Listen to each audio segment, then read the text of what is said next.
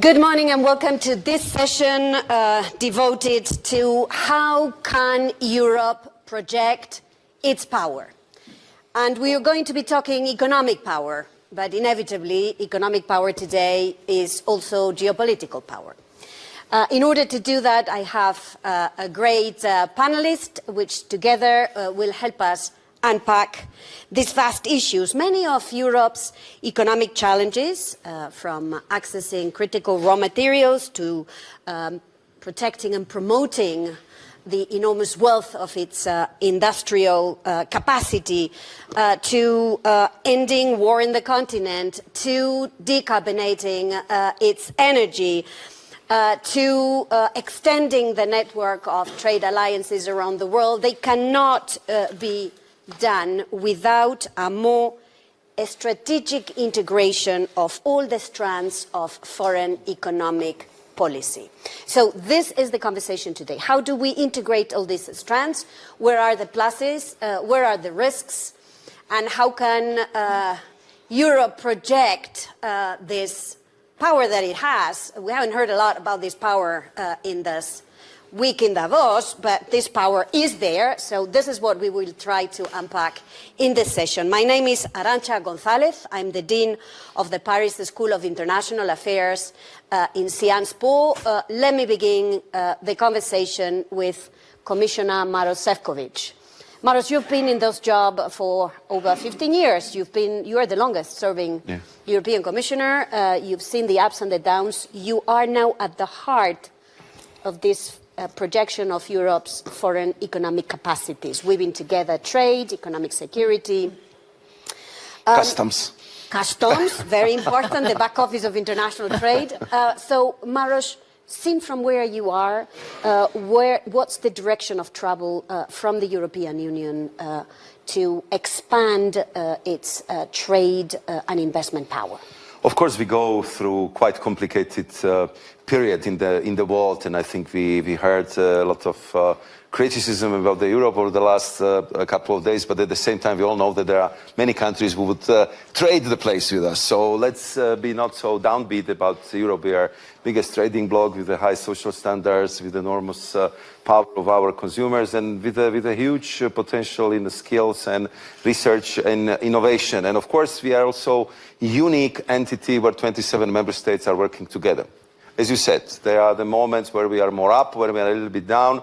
What I would say, it's very important to tell our audience, I would say this morning, that the European leaders got the message. We need to be much more competitive. We need to cut the red tape. And of course, we need to focus much more attention to the, I would say, economies of the future, to the technologies of the future, if we want to be carbon neutral, if we want to remain, I would say, very important actor on the international global scene. And I have to say that in my new role of Trade and Economic Security Commissioner in the 1st of December, what I have seen is this, I would say, unparalleled increase of the interest of our partners in striking free trade agreements. There is clearly the momentum with our partners who sees in Europe partner who is transparent, predictable, who respects the rule of law, who respects the agreement, and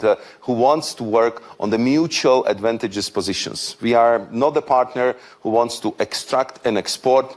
We want to come, invest, build, create the value added on the spot, and share the results of our common work. So what has happened since we started in this new mandate?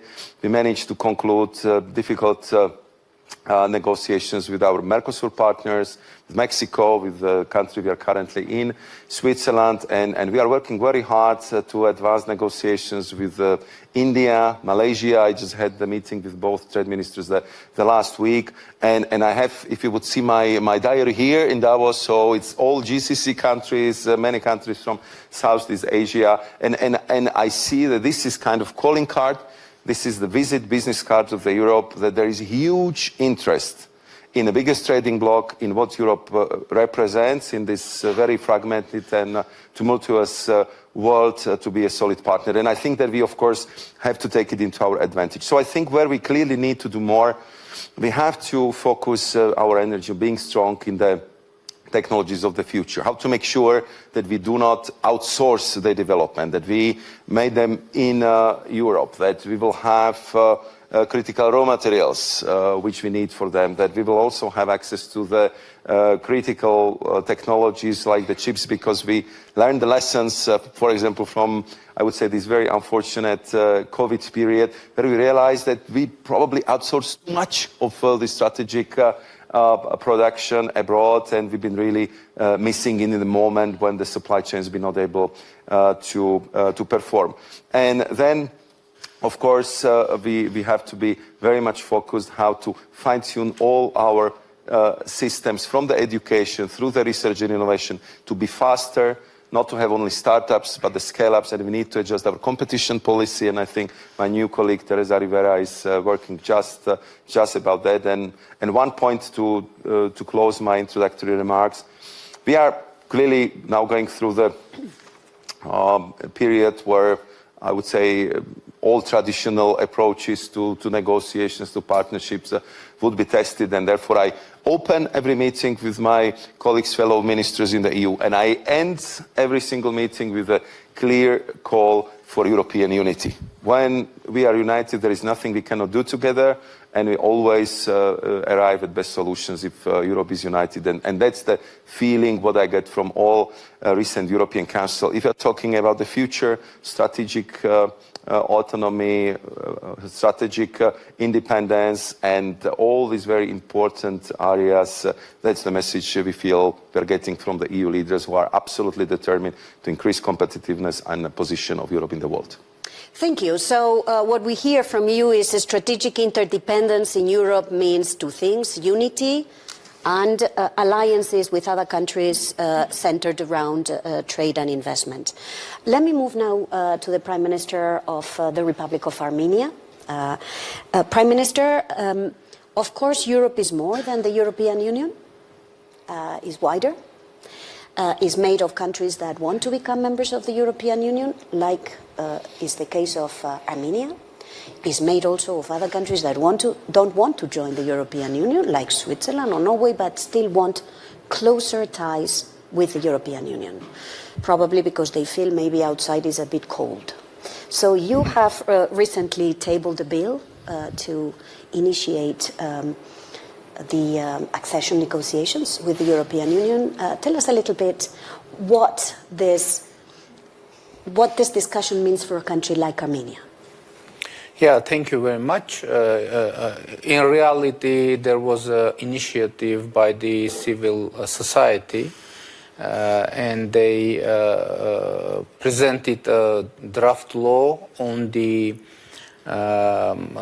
starting of the process of accession of Armenia in the European Union. And our government endorsed that, and there is a very high probability that our parliament would adopt that law. That would mean legally that we start the process of getting more and more closer to European Union. Why we want to be closer to European Union? Because we are democracy. When you are democracy, you want to be closer or in mainstream of democracy, because otherwise it would be illogical. And now we work very closely with European Union, and to be honest, during last years, the tremendous changes and improvements happened in our relations with European Union. For example, we just started the negotiations on visa liberalization agreement, which was in our agenda for long years, but we weren't able to start even the negotiations, and I hope that we will be able to end it and sign it as soon as possible. Now Armenia is included in the program of European Peace Facility, which is also very important. We have now European monitoring mission, civilian mission in our country, which is also very important. We are in the process of implementation of comprehensive and enhanced partnership agreement with the European Union, and we are working very closely. As far as economic ties are concerned, of course, we want to be closer to European Union economically as well. But from the other side, we don't want we want to be closer in terms of economy in our regional countries as well, because unfortunately, from beginning of our independence, we were kind of in economic isolation, because our borders with Turkey and Azerbaijan were and are closed, and so to make change not only in our region but globally in terms of overcoming these supply chain shocks, we put on the table our proposal of our project of Crossroads of Peace, which I hope is familiar to you, and it is about the making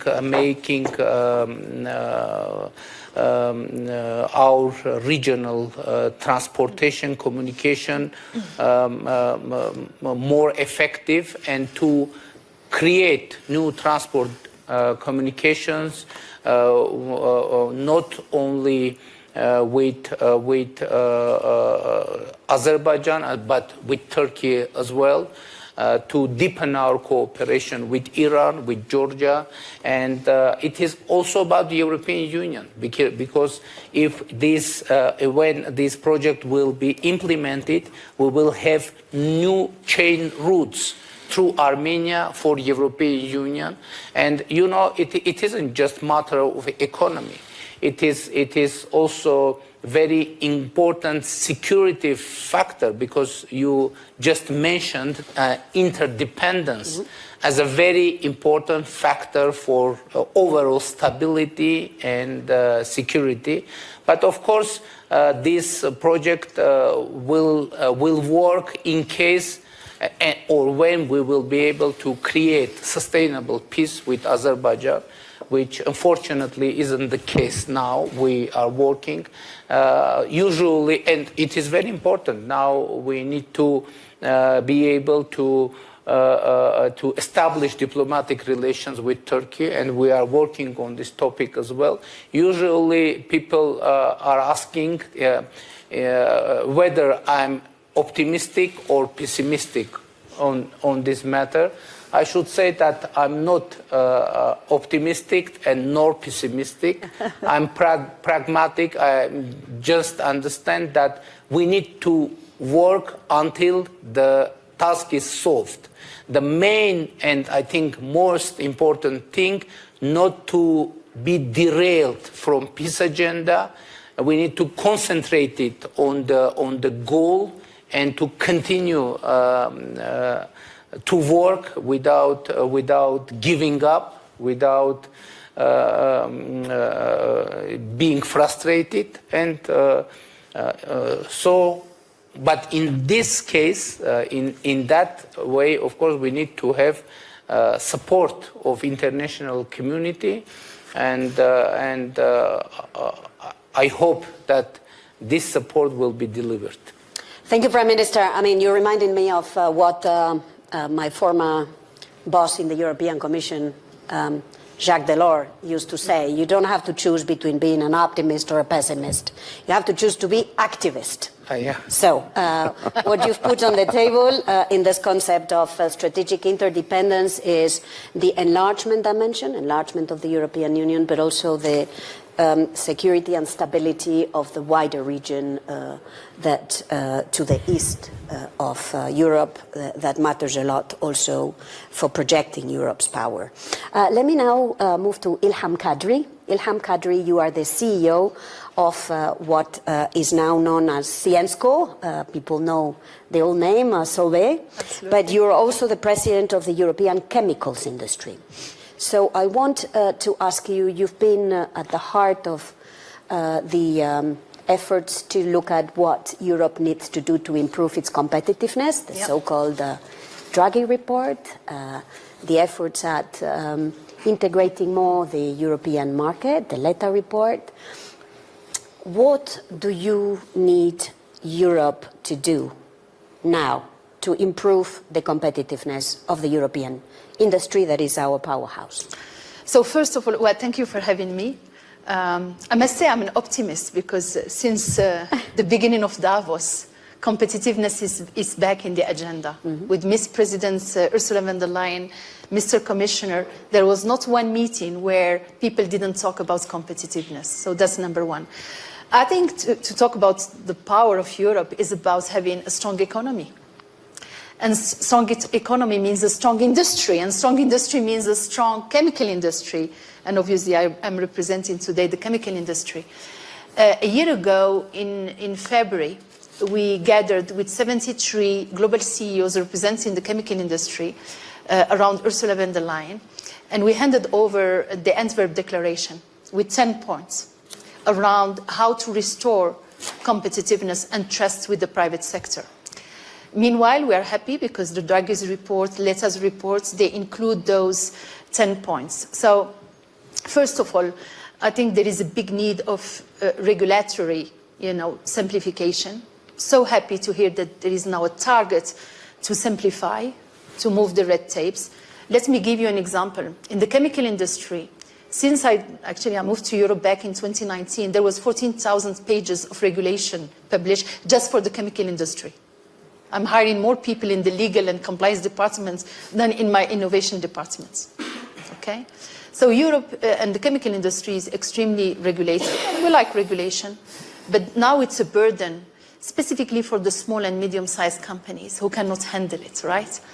And when we get into the soup of alphabets of reporting, CSRD, CSSS, taxonomy, etc., we see that our small and medium-sized companies cannot deal with, and therefore we are destroying the fabric of the industry, the chemical industry in Europe. So we are calling to really simplify, simplify, simplify. We are calling it to move in those red tapes, right? Which will mean efficiency, more investments, right? Because as an industry, as a business person, I need transparency and predictability. The second thing in the regulatory, we need cohesion. You talked about Delors. Delors' vision of single markets. Yeah. There is no single market today in Europe. We need these single markets. We need it from the demand, because when I put a plant in France or in Italy or in Belgium, it's at the service of the whole European demand. I need that demand. We need to create that demand around clean technologies, which the Green Deal has been pushing us to really work on, right? We need cohesion in the chemical management, for example, framework, right? We need that single market, and we need it badly in terms of demand, in terms of cohesion, in terms of flow of goods between. So we need unity in a way, not uniformity. We know Europe is different culture, but we need unity, and probably this 28 regime, above and beyond the 20 member of states in some strategic value chains. And I'm talking about electrification, I'm talking about defense, I'm talking about semiconductors. There is no EV in the world, there will be no semiconductor without a strong chemical industry. And to give you another data point, the chemical industry in Europe lost 11% market share in the past 15 years. Europe was number one, now it's number two. For China, who gained 9%, so it's number one, 44% of the production output is coming from China, and it will become 2/3 of the world production by 2030. And obviously, when I say cohesion, is a level playing field. We like competition. I mean, I've been 30 years in the industry. Competition is good. It fuels innovation, etc. But we need a level playing field, right? When the good players are doing the right thing in Europe, we need that level playing field against imports. The last one is about regulatory recognition. When you do all of this, where is the recognition? And recognition, don't put me wrong, it's not about subsidies and money. We have enough. I think what I'm talking about is that capital union, which Ms. President talked about that, and I think it's in the heart of the discussion of the new EU Commission members. So we need that capital union. We need that liquidity in Europe. We need to promote those investments, right? Against very strong USA and, state economy in China.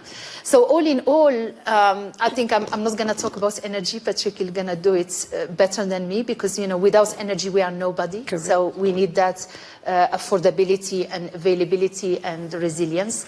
But definitely to finish with, it's about innovation. Europe has been the land of innovation. The chemical industry started in Europe. We have skills, we have talents, we have breakthrough innovation at the service of sustainability and carbon neutrality. So we need to promote them. We need demand, starting with public procurements. Because, when you talk about sustainable solution, we need premium pricing as well. So what it is, we need that support from the authorities. So we cannot do it alone. That's private-public partnership at the service of the industry in Europe is so critical. And I will finish with people. I think we cannot manage all of this without tackling inequalities. Remember what's happening in France, the yellow vests. I care about the end of the month, not the end of the world, right? So that inequality, taking care about people. And Europe is 450 million consumers. Europe is ingenuity, The best talents in our companies are in Europe, actually, right? So I think we need now to really focus on people and people and people as well. Thank you very much, Ilham. So European strategic interdependence means strengthening, from your point of view, the competitiveness of the European industry with a host of suggestions that you've tabled and focusing more on people. Let me now move to Patrick Pouyanné, CEO of Total Energy. He's a global player, one of the major global players in the energy sector. A lot of what we've heard would not be possible without affordable, secure, reliable energy sources. And combining this with the green agenda that Europe has placed at the heart of its competitive model. So can we do it in Europe? What do we need to do to get there? Yeah, reliable, affordable and sustainable energy. That's a triangle that we are targeting, all of us. And again, the topic today is very important. Yes, of course, Total Europe is a big power, 450 million consumers. It's fundamental today because we are in a world where you have the US, and US with Donald Trump will be even a strong force. We have China, and in the middle, we are there. And there is only one way, which was already mentioned, is unity. We need to express it by unity. If we are together, which means that Europe is above our national interests, then we have a chance to find a way. And I strongly believe in the values of Europe. I think we have this legacy, and we are somewhere a lighthouse in the planet. We should not lose it. And this is the debate today, in fact, of do we combine our green agenda or will to go further with other parts of the world, which are maybe going slower than us, but which are also more powerful somewhere. And the power of Europe will go for its economy. The difficulty we face, for me, is the result of a construction of Europe centered around consumers, fundamentally. The consumers have been for 50 years. We have protected the consumers, and somewhere, very strangely, at the expense of our own industries, And that's something fundamental because in the energy field, coming to energy, we require now huge capital investments to transform. It's an incredible journey we have in front. So we need requirements, we require capital. And we need to optimize this capital. This is two conditions for me. More capital requires European champions. And it's true for energy, it's true for digital, it's true for banking. And there is something we did not manage to do until now. Even if I am one of the European champions, some in France consider I am a French champion. I'm more than that. I'm a global company. I'm in my mission statement, we have security of supply to Europe. And after the Ukraine war, I dedicated my year 2022 to supply gas to Europe, mobilizing all what I could to supply LNG to Europe, to bring new LNG floating units. So I consider we are part of it. But we need European champions. And why today in digital we don't have it? Why in banking? The largest bank in Europe, $80 billion market cap. it's nothing compared to the larger. And in these worlds of giants, look to what happened. So there is something I'm calling really, if you want a power in Europe, you need to revisit completely the way we apply these competition rules. It's not a matter to protect. We protect the European consumers if we have champions in Europe. I can tell you the best way, because we will be more efficient. It's true in energy, it's true in digital, it's true in finance. This needs a reset from our European leaders. The second thing for energy is integration. Mm-hmm.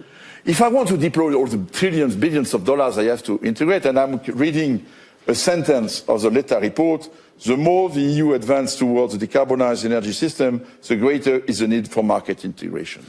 And it's a difficulty because, in fact, we all agree we have a European climate policy, but the energy is not, it's not unified. It's impossible, to be honest, to put into action pragmatically a climate agenda if you are not integrated with energy or policies. And today it's considered at a national level. Each country has its own strategy or policy. Of course, security of supply is important, but we can ensure the security of supply of Europe. By the way, after the Ukrainian war, what happens for the gas in Europe? We had to mobilize all the entry points of our gas in Europe, creating entry points in Germany, France. Gas is liquid, gas is going through the networks. And so that means that thinking to that is fundamental, because if we want to find again back a competitiveness of electricity, in particular energy provided in Europe, if you think it in 27, 28, 30 countries, you split the efficiency of your capital allocation. We need to think about it. I'm speaking to plan grids investments. Mm-hmm. If you do it at a national level, or if you do it at Brussels only in interconnections, these data will be inefficient. We need to solve it. We need to invest, some countries want to invest in nuclear. Okay, let's invest in nuclear, but it's for the benefit of everybody. Others, the wind, it's obvious for me that when my teams are coming to me to invest in solar plants in Sweden, I say, we are dreaming. What do we do? But the solar should be in Spain. And the wind in the north of Germany is quite obvious to everybody for common sense, people in the street.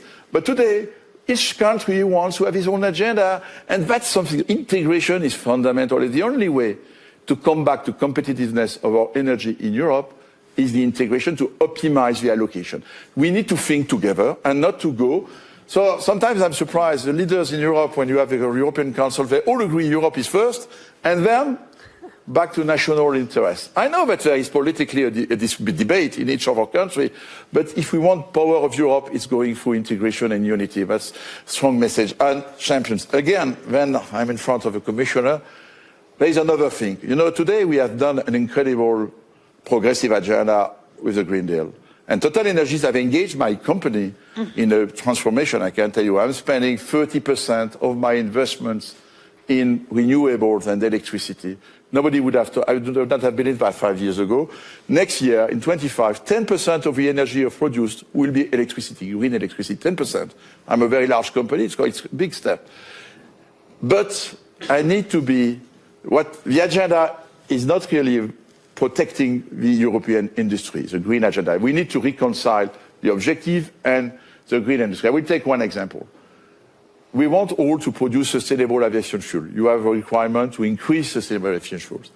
Today, I'm investing in plants in Europe to produce biorefineries to produce this stuff. But I see imports of SAP coming from China at a cost which is much lower what I can produce in Europe. I'm not protected. So if you want a power industry or Europe, we need now to reconcile the green agenda and to protect our industry. The US have done it under Biden. The IRA was blessed by everybody, but the IRA was super powerful. Solar panels, I'm a big investor in solar in the US.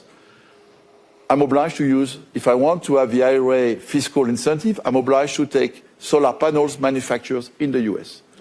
They have reshored all their solar panels industry. In Europe, I was investing in solar panels 10 years ago. I lost everything, completely open. So I think power in Europe means an industry in Europe. You cannot make... It's a huge opportunity that you are offering us with this Green Deal, but at least these products, if we want to...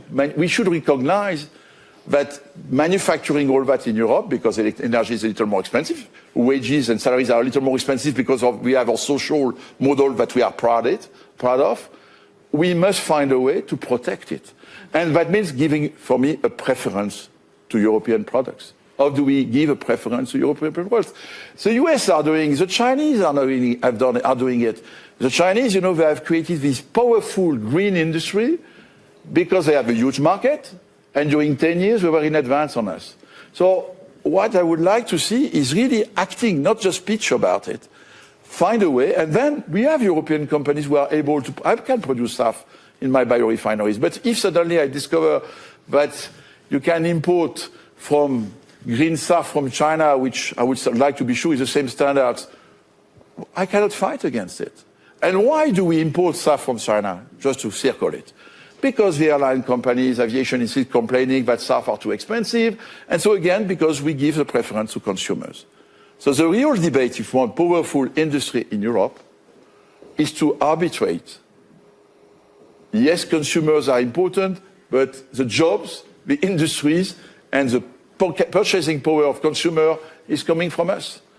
And so we cannot, so it's what I hope. I know that there will be a zero, I don't know how you call it, next communication of the process. I hope we will see that. But it's time to wake up together and to do it, and not just to speak.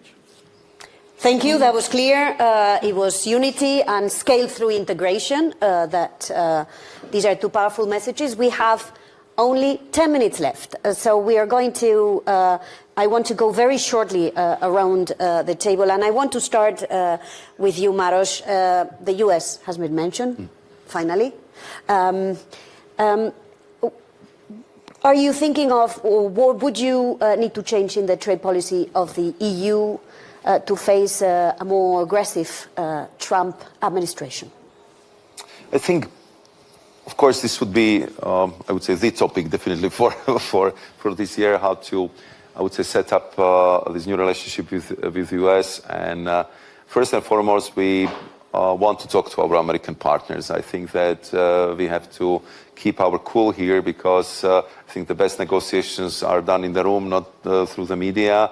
I think if I look at the overall figures, we had a chance to discuss it yesterday. It's true that we have surplus in trade in goods, but US has quite significant surplus in services. So if we take both, and I think in every trade conversations, both goods and services are always taken together. So we are talking about the trade deficit of around 50 billion euros. And if you compare it with the overall trade volume of 1.6 trillion euros, I think this is putting it to the perspective that we should be able to solve this problem very, very quickly. That would be, of course, my intention, and I think that we should also bear in mind the fact that we have huge interdependencies. I mean, there is 5 trillion of mutual investments, mutual assets. By the way, 2/3 of American assets in Europe, and every year almost 300 billion euros is flowing from Europe, from our pension funds, from our savings accounts to invest in American companies. So this just proves that this is mutually very advantageous relationship. I call it artery of the global trade. So we should be very careful how we play with that, because the fact that this represents almost 40% of the GDP in trade, it just shows that what kind of shock effect it might have on the whole world. And therefore, we want to be very careful how to address these things. We will be ready to negotiate, and I believe that we will find the good solutions. But the answer of the European strength, and I agree with you, Arancha, with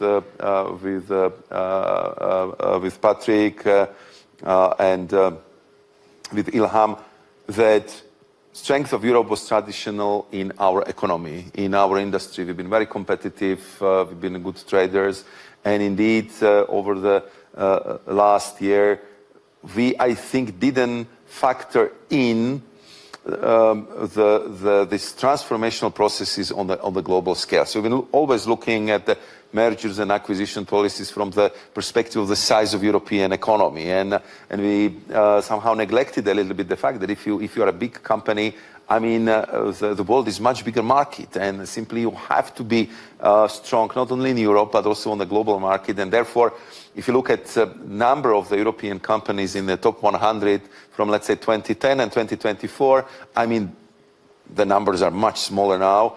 And I think this is kind of reflected in the mood which we feel that we need to do better. So I think we need to negotiate fairly with the US. We have to be very clear towards China that we will fight tooth and nail for our industry, that we will not allow photovoltaic story to happen again, where our innovation was just completely destroyed by the state-sponsored overcapacities of China, and that simply we cannot pay by the Chinese jobs by the sacrificing European jobs. And I think this has to be very, very well understood. It would not be easy to achieve, but I think this moment we are at the time where I think we will have to see the big rebalancings of the global economy, global trade, and we have to do our utmost that Europe will be one of the principal players in this debate. Thank you, Prime Minister. The moment we're living in is a geopolitical one where every player will want others to take sides. And you will be one of those that everyone will say, you know, you have to be with me, and if you're not with me, you're against me. And there is the US, and obviously there is China, and obviously in your neighborhood there are other players too. There is Russia, there is the Gulf countries, there is Europe. So how will you navigate this? You know, that's why we decided to adopt balanced and balancing foreign policy, which means that we will try to create a balance between our different relations with the European Union, in our relations with Russia, with our regional powers, very important, our relations with Iran. And I mentioned already we are trying to establish diplomatic relations with Turkey. We are trying to reach to a peace deal with Azerbaijan. And of course it isn't easy. But from the other side, I don't think it is impossible. Because it could seem kind of strange. But really, we are suspiciously transparent with all our international partners in our intentions. We are sharing with all partners what we are doing with other partners. What you mentioned our decision to get closer to European Union, but we are trying very intensively to share our position with Iran. We are trying to share very actively our position in Russia and with all our partners, because you know, after all, Armenia is an independent country, and in these challenging times, of course, there are many challenges and many threats. But from the other side, it is a huge time of changes. Definitely and obviously, the times of changes bring huge threats. But from the other side, huge opportunities emerge, and we are trying to manage threats and to use opportunities. And that is, I think, only pragmatic way to go forward, but not forgetting about balances. Because to lose balance could bring very heavy consequences for security, for stability, not only in terms of a country, but in terms of region and in terms of global stability. Because when we say and we pose that task to be as interdependent as it's possible, but from the other side, in this situation, any instability in any region of world could start a chain process worldwide, even in the small countries, small regions, etc.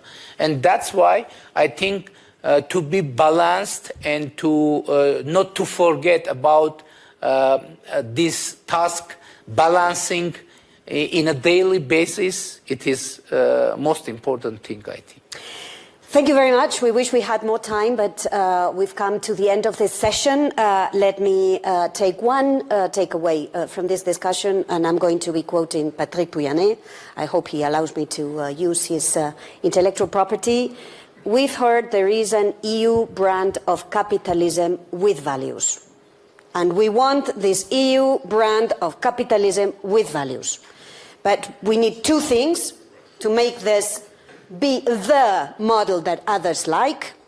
Reform it to make the European Union economically stronger and strengthen alliances with neighbors and beyond to build our own resilience. Thank you very much. Let me thank Prime Minister of Armenia, Nikol Pashinyan. Let me thank EU Commissioner Maros Sefcovic, Ilham Kadri, Patrick Pouyanné. It's been a pleasure. Thank you to all of those watching. Hope to see you soon.